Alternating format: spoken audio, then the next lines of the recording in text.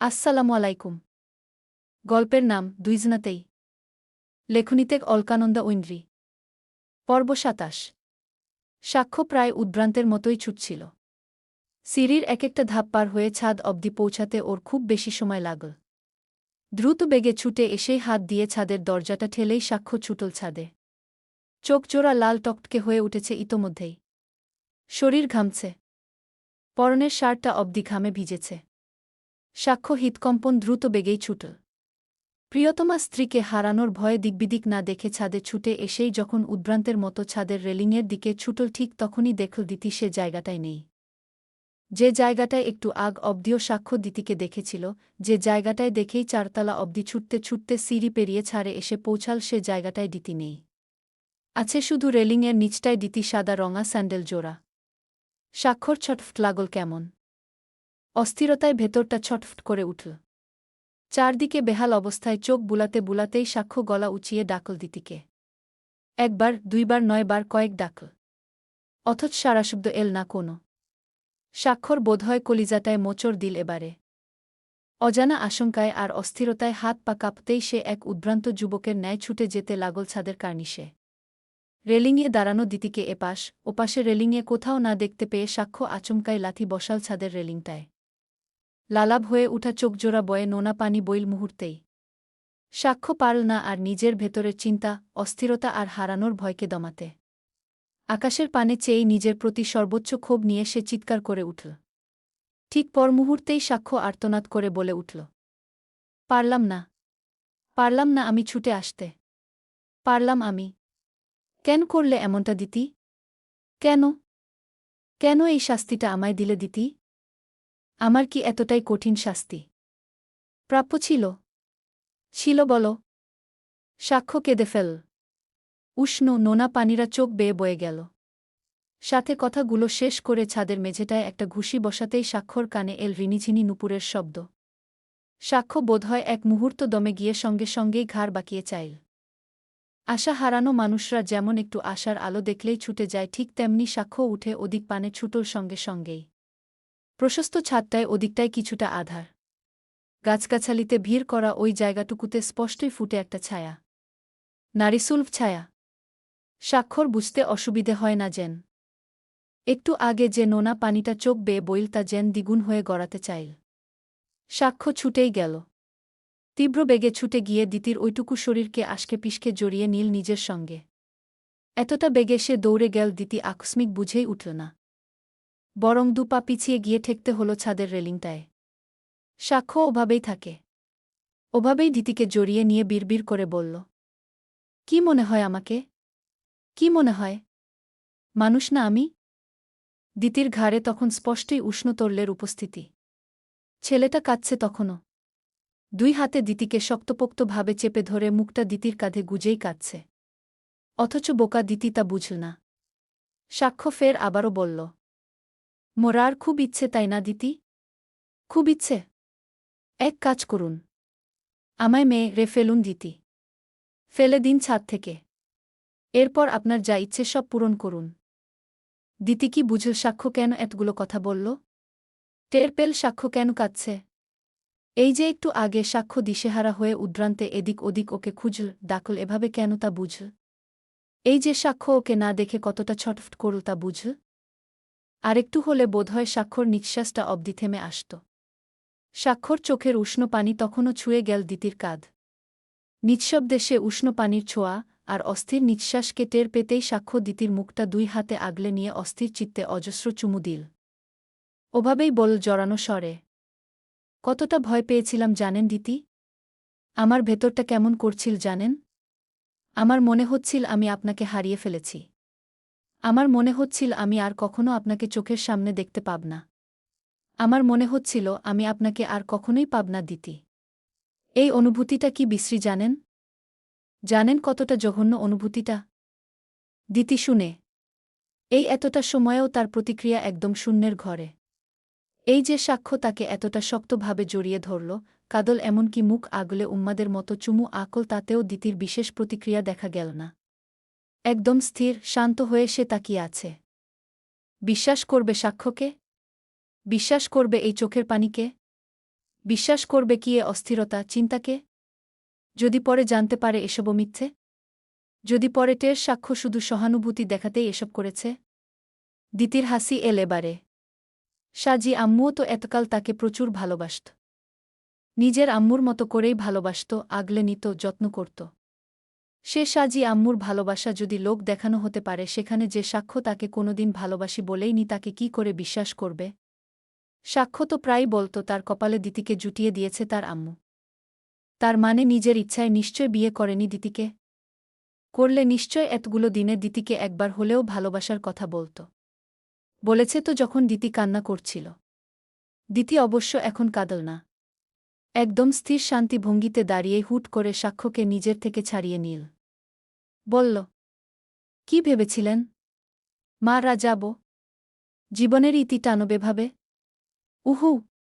দিতি আজ থেকে নিজেকে ভালোবাসবে সাক্ষ্য। আজ থেকে, ঠিক আজ থেকে দিতি আর কারোর উপরি ভালোবাসায় বিশ্বাস করবে না। আজ থেকে দিতি মানুষের বাইরের রূপ এবং ভেতরের রূপ চিনতে শিখবে। আজ থেকেই দিতি নিজের জন্য বাঁচবে। সাক্ষ্য বিস্ময় নিয়ে চাইল। আলো আধারের আবছায়ায় দিতির চোখমুখ ফুলে যাওয়া মুখটায় চাইতেই দৃশ্যমান হল আত্মবিশ্বাসী এক হাসি। যে হাসি প্রমাণ করছে দিতি নিজেকে বিশ্বাস করে, নিজেকে ভালোবাসে। আর কাউকে নয়। সাক্ষ্য সে মুখপানে চেয়ে শুষ্ক ওষ্ঠে উচ্চারণ করল, উপরি নয়, আমি তোমাকেই ভালোবাসি দিতি। ঠিক যখন থেকে তুমি আমার প্রতি ঝুঁকেছিলে তখন থেকেই ভালোবাসি। ভালোবাসে তো বোকারা। ভালোবেসে কষ্ট পায় বোকারাই। যারা জ্ঞানী তারা কেবল নিজেকেই ভালোবাসে। নিজেকে ভালোবাসলেই সুন্দরভাবে বাঁচা যায়। এইটুকু বলেই দিতি থামল। ফের পর মুহূর্তেই বলল, এত রাতে ছুটে এসে কি প্রমাণ করতে চাইছেন সাক্ষ্য? আসবেন না আর? আমার সাথে যোগাযোগ করবেন না আর আচ্ছা একটা উত্তর দিবেন সাক্ষ্য? কণার সাথে যদি আপনার বিয়ে ঠিকই ছিল, যদি এঙ্গেজমেন্ট অবধি হয়েই থাকে, তো আমায় কেন তৃতীয় ব্যক্তি বানালেন আপনাদের মাঝে? কেন? কেন বিয়ে করেছিলেন সাক্ষ্য? আমার আম্মু কি এতটাই অনুরোধ করেছিল? দিতির স্বর স্পষ্ট, স্বাভাবিক। সাক্ষ্য শুনেই উত্তর করল, দিতি, যদি বলি তুমি তৃতীয় ব্যক্তি নও? আমাদের মাঝে তুমি আসনি, বরং তুমি ছিলেই আমার সাথে প্রথম থেকে। দিতি এবারেও হাসল মৃদু। প্রথম? তাহলে কণা সেদিন যে অনামিকা আঙ্গুলে রিংটা দেখাল, যে রিংটা দেখিয়ে বল ওটা স্বাক্ষর আর ওর বিয়ের জন্য পরানো রিং ছিল, আর প্রথম হলে বুঝি কণার এতটা আত্মবিশ্বাস থাকত? দিতি বুঝে না। আবার যে সাক্ষ্য ভালোবাসি বল না কখনো ভাব নিয়ে বেড়াত, সে সাক্ষ্য হুট করে এতবার ভালোবাসি বলছে, তাও বোধগম্য হল না। শুকনো হাসল সে। এই পর্যায়ে সাক্ষ্যর কথাগুলোকে বিশ্বাস না করেই পুরুষালী লাল টকটকে হয়ে আসা চোখ জোড়ায় চেয়ে দ্বিস্বরে বলল, চলে যান সাক্ষ্য। আজকের পর থেকে দিতি আপনার জন্য বিন্দুমাত্র অনুভূতি রাখবে না। আজকের পর থেকে দিতি কারোরই সহানুভূতি নিবে না। কারোরই না। আপনার জীবনে কয়েকদিনের অনাকাঙ্ক্ষিক সদস্য হয়ে যাওয়ার জন্য দুঃখিত। খুবই দুঃখিত। সময়টা হয়তো ফিরিয়ে দিতে পারব না আমি, তবে কারোর জীবনে তৃতীয় ব্যক্তি হয়ে থেকে যাওয়ার মতো বেহায়াও আমি নই। আপনি কণাকে নিয়ে নির্দ্বিধায় সংসার সাজাতে পারেন। নির্দ্বিধায় ৩ কুবলে নিজের স্ত্রী হিসেবে ঘরে তুলতে পারেন। এতে আমার বিন্দুমাত্র ইন্টারেস্ট থাকবে না আগে। স্বাক্ষর কণ্ঠ এবারে কিছুটা দ্বি হল যেন। মুখ টানটান করে উত্তর করল, আমাকে কি মনে হয় দিতি? আমি চিটার? দিতি হাসল। বলল, জানা নেই। এই পৃথিবীতে কাউকেই তো উপর থেকে দেখে বুঝে ওঠা সম্ভব হয় না সাক্ষ্য। এই যে আমি এতকাল জানলাম সাজি আন্টি আমায় খুব ভালোবাসে, অথচ এক মুহূর্তে সে ধারণা বদলাতে সময় লাগল না। আমি এতকাল জানতাম সাম্য ভাই আমাকে তার বড়ভাইয়ের বউ হিসেবে পেয়ে খুব খুব খুশি। কিন্তু কি জানলাম শেষে? সবাই চেয়েছিল কণা আপনার বউ হোক। আর আমি সে চাওয়ার ভেতরে হুট করেই প্রবেশ করে ফেললাম। অনাকাঙ্ক্ষিত এক ব্যক্তি হিসেবে আপনাদের পরিবারে ঢুকে পড়লাম। আপনি জানেন সাক্ষ্য, আপনি কখনো মুখে ভালোবাসি না বলা সত্ত্বেও আমি কণার সামনে এতদিন আত্মবিশ্বাসের সঙ্গে দেখাতাম আমি হ্যাপি। আমি আপনার সাথে হ্যাপি। বুঝাতাম আমি আপনার লাইফের মূল্যবান কেউ। অথচ দিন শেষে আমি জানলাম যে আমার সেই কথাগুলো ভিত্তিহীন। আমার সে আত্মবিশ্বাসও ছিল ভিত্তিহীন। সে জায়গাটায় আমি নিজেই অস্তিত্বহীনতায় পড়ে গেলাম সাক্ষ্য। টের পেলাম আমার কথা বলার মতো একটা জবাবও অবশিষ্ট নেই। সাক্ষ্য, আমি মানুষটাই তো ভুল জায়গায়, ভুল যুক্তিতে পড়েছিলাম, সেখানে ওর যুক্তিটা খণ্ডাতাম কি করে? এবং দিন শেষে আমি সত্যিই ওর যুক্তিটা খণ্ডাতে পারিনি। আমি মেনে নিলাম জীবনের সবটুকু পরিহাস, মেনে নিলাম সমস্ত মিথ্যে। এইটুকু বলেই দিতি চোখ বুঝল। এক মুহূর্ত ও আর অপেক্ষা না করে পা বাড়াল ছাদের দরজার দিকে। সাক্ষ্য মুহূর্তেই পা বাড়াল দিতিকে আটকানোর জন্য। দিতি বোধহয় টেরও পেলতা। হাত উঠিয়ে থামতে বলেই বলল, পা বাড়াবেন না সাক্ষ্য। আমার সাথে যাবেন না আপনি। আমায় একা থাকতে দিন। একা? সাক্ষ্য ওভাবেই বলল। সরি, পারব না আমি। একটু আগের ওইরকম ঘটনার পরও আমি আপনাকে একা ছাড়তে পারব না। পারবেন? না পারলে একটু আগের মতে অহরহ ঘটনা আমার মাথায় ঘুরপাক খাবে। সত্যি বলব, আমি সত্যিই এত মিথ্যের ভিড়ে নিজের জীবনের আশাটুকু হারিয়েই আম্মুকে বাসায় পাঠিয়ে ছাদের রেলিংটায় উঠেছিলাম। ভেবেছিলাম এই দমবন্ধ করা কষ্টের থেকে ওটাই বেটার হবে। তারপর হুট করেই বোধ হলো, মরব কেন? কার জন্য? কাদের জন্য? সাক্ষ্য, আমায় একা ছেড়ে দিন প্লিজ। আমি নিজের মতো থাকতে চাই। নিজের মতো? আমার আশপাশেও আসবেন না যতদিন আমি চাইব না। অন্যথায় আমার সত্যিই আপনার আর কণার কথা মনে পড়বে। মনে পড়বে কণার জায়গায় জোর করে বসে পড়েছি আমি। মনে পড়বে আমার সংসারে আমিই ছিলাম তৃতীয় ব্যক্তি। সাক্ষ্য এবারে অসহায়ের মতো করেই বলল। দিতি ছোটশ্বাস ফেল। দ্বিস্বরে জানাল, একটু নিজের মতো বাঁচার অধিকার আছে আমার সাক্ষ্য এহসান। আছে। আমার সে অধিকারটুকু কেড়ে নিবেন না। একটু স্বস্তিতে বাঁচতে দিন। Please, please. কথাগুলো বলেই দিতি জোরে জোরে পা বাড়াল। অতঃপর দ্রুত বেগে সিঁড়ি ফেরিয়েই চলে গেল নিচে। সিঁড়িতে মাঝপথে দেখা হলো তার মায়ের সাথে।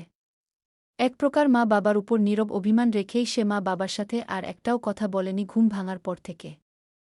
এতগুলো কথা বলল তার মা বাবা, তবুও উত্তর করল না। নীরব রাগ অভিমানকে সঙ্গী করেই ছাদে এসেছিল সে। নীরবে অনেকটা সময় বসেও ছিল। পিছু পিছু এসেছিল তার আম্মু। অনেকটা সময় মেয়ের সাথে থাকার পর ভাবলে কিছু আনলে অন্তত মেয়েকে খাইয়ে দিতে পারবেন। ছোটবেলায় যখন রেগে এমন চুপ হয়ে বসে থাকত তখন বুঝিয়ে সুঝিয়ে ঠিকই খাইয়ে দিত। তাই তো গিয়েছিলেন। অথচ খাবার নিয়ে আসার পথে দেখল মেয়ে নির্জীব পদার্থের মতো বাড়িয়ে বাসার দিকেই যাচ্ছে। অদিতি আহমেদও তাই মেয়ের পিছু পিছুই পা বাড়াল। প্রায় 3টা দিন সাক্ষ্য ছটফট করেছে। অস্থির হয় অপেক্ষা করেছে একটাবার দিতির কথা শোনার, একটাবার দিতিকে দেখার জন্য। অথচ সাক্ষ্যর কপালে কিছুই জুটল না। দিতি এই 3টে দিনে তার সাথে যোগাযোগের বিন্দুমাত্র উপায় ও বাকি রাখেনি। সবকিছু থেকে সাক্ষ্যকে ব্লক করেছে। সাক্ষ্য যতগুলো নাম্বার দিয়ে যোগাযোগের চেষ্টা করেছে সবই দিতির ব্লকলিস্টে এখন। এমন কি কথা, সাম্য কারোরই ফোন তুলেনি মেয়েটা। ভার্সিটিতেও আসেনি 3টে দিন। সাক্ষ্য ছটফট করল কেবল। নীরব অপেক্ষায় হৃদয় যখন খা খা করে তখন নিজেকে অসহায় লাগে তার। এই 3টে দিন সে দিতিদের বাড়ির সামনে গিয়েও দাঁড়িয়ে থেকেছে। অপেক্ষা করেছে দিতি বোধহয় বেলকনি বা ছাদে আসবে। কিন্তু দিতি আসেনি। একটাবারও আসেনি। সাক্ষ্য যেটুকু দেখেছে তা হল দিতির ঘরের আলোটা। রাত জুড়ে জ্বালানো আলোটাই কেবল চোখে পড়েছে। আর দিতির মায়ের থেকে যতটুকু সম্ভব দিতির খোঁজখবর নেওয়া। এইটুকুই। সাক্ষ্য দীর্ঘশ্বাস ফেলে। আজও ভার্সিটিতে ক্লাস করানোর সময় একটাবার ভেবেছিল দিতি আসবে। দেখতে পাবে। তার সাথে কথা না বলুক, দূরে থাকুক, সমস্ত রাগ রাখুক, কিন্তু সামনে তো আসবে। মেয়েটা নিজেকে ওভাবে গুটিয়ে নিলে সাক্ষ্যর অস্থির লাগবে না? ছটফট করবে না হৃদয়টা? সাক্ষ্য কতগুলো দিন হলো ওই মেয়েটার সাথে ঝগড়া করেনি, কথা বলেনি, মুগ্ধ হয়ে তাকিয়ে দেখেনি। ইস, মেয়েটা কি জানে এর শূন্যতা কতটুকু? সাক্ষ্য উপায় না পেয়েই পা বাড়িয়ে মাঠ দিয়ে যেতে থাকা কিয়ানকে ডাকল। প্রফেশনাল লাইফে কখনো নিজের স্ত্রীর দিকে না তাকানো সাক্ষ্য ও আজ বুয়ের বন্ধুকে দেখে সর্বপ্রথম বলল, কিয়ান, তোমাদের ফ্রেন্ড দীতিকা তাসনিমকে একটা কল করো তো। ফার্স্ট। কিয়ান বোধহয় বুঝে উঠল না কেন দিতির প্রসঙ্গ আসল। ভ্রু বাঁকিয়ে স্যারের আদেশ মানতেই বলল, কয়েকটা দিন হলো ও অনলাইনে নেই স্যার। আর আমার ফোনে ব্যালেন্সও নেই। সাক্ষর ফোনটা গম্ভীর হল। অভাগা যেদিকে যায় বুঝি সাগর শুকিয়ে যায়। চাপাশ্বাস ফেলে নিজের ফোনটা হাতে তুলল সে। অতঃপর বলল, তোমার নাম্বারটা বলো, রিচার্জ করে দিচ্ছি। কিয়ান বোধহয় এমন জরুরি তলবের কারণ বুঝে না। বিস্তৃত এক হাসি দিয়ে সে নাম্বারটা বলল। অতঃপর একটু সময়ের ব্যবধানেই পুরো ৫০০ টাকা ব্যালেন্সে এসে হাজির হল। কিয়ান অবাক হল বোধহয়। বাহ বাহ, সোজা ৫০০ টাকা। তাকাতেই সাক্ষ্য অপেক্ষা না করে শুধাল, কল দাও এবার। কিয়ান বাধ্য ছেলের মতো কল দিল। একবার, দুইবার, তিনবার কল দেওয়ার পর ওপাশ থেকে দ্বিতীয় কল তুলল। স্বাক্ষর বোধহয় এবার বুক ধিপুনিপ করল কেমন। অস্থির একটা অনুভূতি সারা শরীর জুড়ে বয়ে গেল মুহূর্তেই। মনে হল যেন কতকাল, কত যুগ সে দিতির কণ্ঠ শুনতে পায়নি। কতকাল সে দিতির কথা শোনেনি। সাক্ষ্য হাঁসফাঁস করা একটা অনুভূতি নিয়ে মাথা নামাতেই ওপাশ থেকে দিতি মুহূর্তেই বলে উঠল, হ্যালো। গল্প ভালো লেগে থাকলে অবশ্যই একটা কমেন্ট করে যাবেন আর সাবস্ক্রাইব করে রাখবেন যাতে পরের পর্ব পোস্ট করার সাথে সাথে আপনি পেয়ে যান।